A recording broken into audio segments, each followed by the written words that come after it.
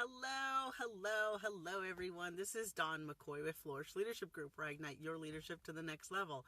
I thought I would just jump on and share with you some exciting things that I'm working on, and hopefully, in turn, you can share as well, about being remarkable leaders. We often do not toot our own horn. We often do not talk about our accomplishments, and sometimes we even downplay what we've done.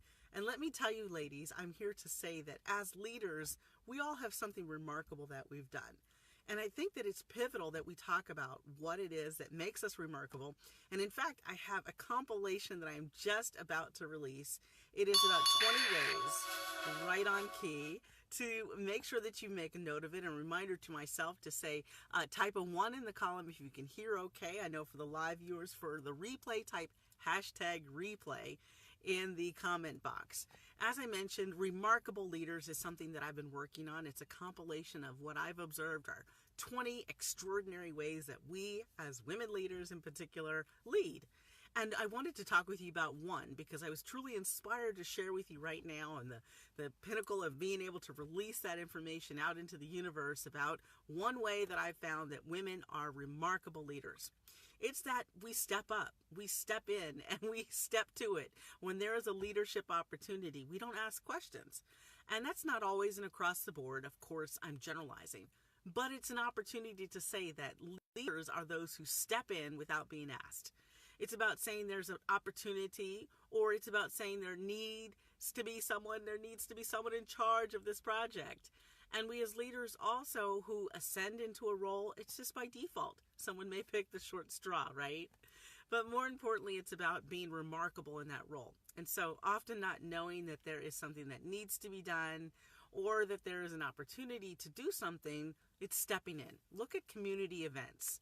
Someone steps in and says, oh my goodness, we've got to have all of the event logistics in place. Someone steps in and does that.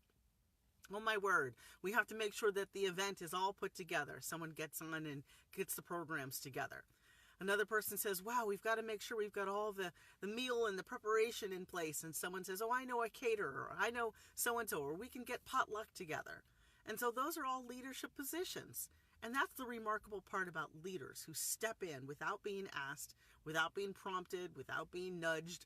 The idea that is a remarkable way of stepping in to be in a leadership capacity. I want you to think about that. There are several ways that we can do that, but in this compilation I'm putting together, I've broken it out so you can make some notes to yourself, much like I've done for years. I think about what I've done and how I've been involved and where I fell off here, where I stepped into a role there, or someone asked me to be in a role. Those are all ways about where we are remarkable and where we flourish, we thrive. We really take off and run with something because it is something we have passion for. We're engaged in an effort. We are excited about it. And really, we want to do our very best. If you look right down to it, that's the heart of the matter. Leaders are always about doing their very best work, about putting their best foot forward, about making sure they are doing and engaging in this sort of process as well, connecting with other people.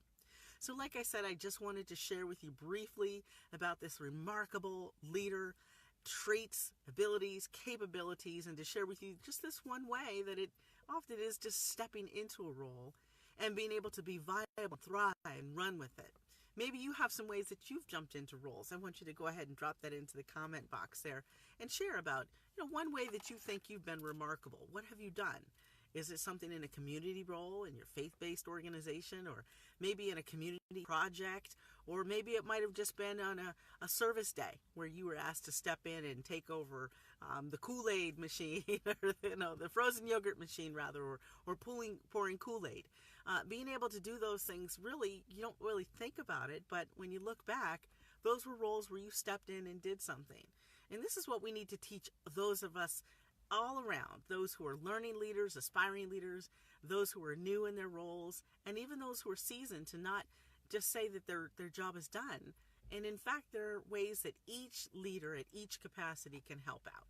So I wanted to encourage you today and inspire you to realize that there are so many ways that people can be remarkable in what they do by reaching out and thinking about what are ways that you've done it before, what are ways you can do it again, and how can you continue to do that in your field.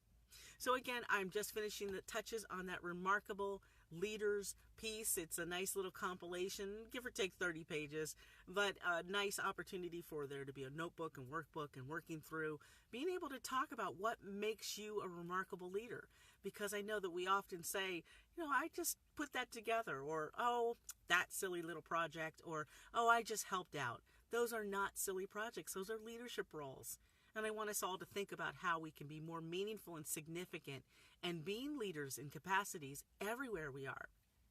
Maybe the community might be, like I say, just something minuscule, but chalk that up as an opportunity for you to continue to learn and give back, and to be able to embellish that experience to say, hey, that's where my teamwork experience came in, or that's where I learned to be a collaborator, or those are the footprints that sort of led up to doing some bigger things, professionally or personally. And then, as I mentioned, it's about being able to showcase and share that experience with others, leaders who are learning, those who are aspiring to new positions. We have to think about how we can do that. So again, drop into the comment box any leadership opportunities you've had where you've been a remarkable leader, or someone has said, you're just super, you're remarkable. I really appreciate what you've done. Because we have to really underscore those opportunities as ways we can learn for the future for ourselves, and also teach those leaders who are coming behind us. Too often we forget that it is a continuum. It's not just about ourselves. It's not just about today or tomorrow. It's about a continuum of leaders who are coming behind us, and also for those who are on their way out in leadership positions to still give back. And so again, this is Dawn McCoy with Flourish Leadership Group, where I ignite your leadership to the next level. Just wanted to share with you just a few moments about remarkable leaders and how we all can do that, and encourage you. I will have some additional insights, if you will, on this, as well as sort of a formality of releasing the information. So I'll make sure to get that to you as soon as possible. But until we meet again, be enlightened, be enriched, be empowered. Take care now.